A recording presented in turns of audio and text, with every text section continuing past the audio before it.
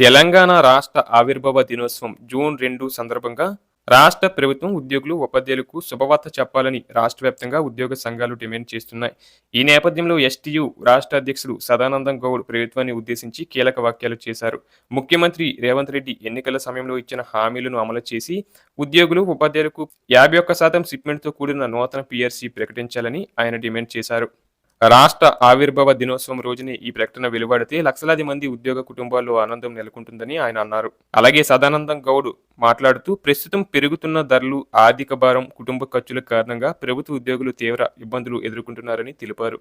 గత కొన్నేళ్లుగా సరైన స్థాయిలో వేతనాలు పెరగకపోవడం ఉద్యోగులు జీవన ప్రమాణాలు దెబ్బతిన్నాయని చెప్పారు. ముఖ్యంగా మధ్యతరగతి ఉద్యోగులు అప్పుల భారంతో జీవనం సాగిస్తున్నారని, ఈ పరిస్థితుల్లో 51% షిప్మెంట్‌తో పీఆర్సీ అమలు చేస్తే ఉద్యోగులకు గణనీయమైన ఊరట లభిస్తుందని పేర్కొన్నారు.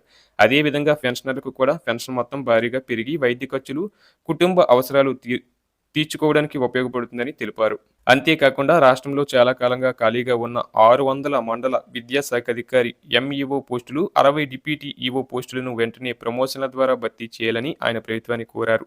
అర్హత కలిగిన ఉపాధ్యాయులు పదోన్నతుల కోసం ఎన్నో ఏళ్లుగా ఎదురు చూస్తున్నారని, పోస్టులు ఖాళీగా ఉండటం వల్ల విద్యా వ్యవస్థపై ప్రభావం పడుతుందని అన్నారు. విద్యాశాఖలో పరిపాలన బలపడాలంటే ఖాళీలను వెంటనే భర్తీ చేయడం అవసరమని ఆయన స్పష్టం చేశారు. ఇక సిపిఎస్ విధానంపై కూడా ఆయన తీవ్ర అసంతృప్తి వ్యక్తం చేశారు. ఉద్యోగుల భవిష్యత్తును దృష్టిలో పెట్టుకుని ప్రభుత్వం సిపిఎస్ విధానాన్ని పూర్తిగా రద్దు చేసి పాత పెన్షన్ విధానాన్ని అమలు చేయాలని డిమాండ్ చేశారు. ముఖ్యంగా 2003 డిఎస్సి ద్వారా నియమితులైన ఉపాధ్యాయులకు పాత పెన్షన్ విధానం వర్తింప చేయాలని కోరారు. ఉద్యోగ జీవితాంతం ప్రభుత్వానికి సేవ చేసిన తర్వాత భద్రమైన పెన్షన్ హక్కుగా ఇవ్వాలని ఆయన అభిప్రాయపడ్డారు.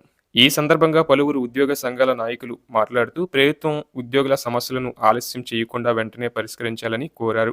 రాష్ట్ర అభివృద్ధిలో ఉద్యోగులు కీలక పాత్ర పోషిస్తున్నారని, అలాంటి ఉద్యోగులకు ఆర్థిక భద్రత కల్పించడం ప్రభుత్వ బాధ్యతని పేర్కొన్నారు. అయితే 51% షిప్మెంట్‌తో పీఆర్సీ అమలు చేస్తే రాష్ట్ర ప్రభుత్వంపై భారీ ఆర్థిక భారం పడే అవకాశం ఉందని ఆర్థిక నిపుణులు చెబుతున్నారు.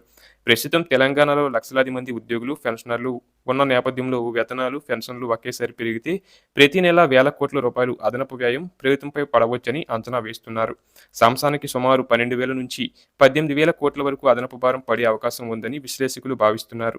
అలాగే డిఏ బకాయిలు, పెరిగిన హెచ్ఆర్ఏ, ఇతర అలవెన్స్లు కూడా కలిపితే ఈ భారం ఇంకా పెరిగే అవకాశం ఉందని అంటున్నారు. అయినా ఉద్యోగ సంఘాలు మాత్రం ప్రభుత్వంపై ధైర్యంగా నిర్ణయం తీసుకోవాలని కోరుచున్నాయి. ఉద్యోగులకు మెరుగైన వేతనాలు ఇస్తే వారి కొనుగోలు శక్తి పెరిగి రాష్ట్ర ఆర్థిక వ్యవస్థకి మేలు జరుగుతుందని చెబుతున్నాయి.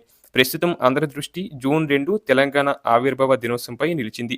ఆ రోజు ప్రభుత్వం నిజంగానే 51% షిప్మెంట్‌తో పీఆర్సీ ప్రకటిస్తుందా లేదా అన్నది రాష్ట్ర వ్యాప్తంగా ఉద్యోగులు, ఉపాధ్యాయులు, పెన్షనర్లలో ఉత్కంఠగా మారింది.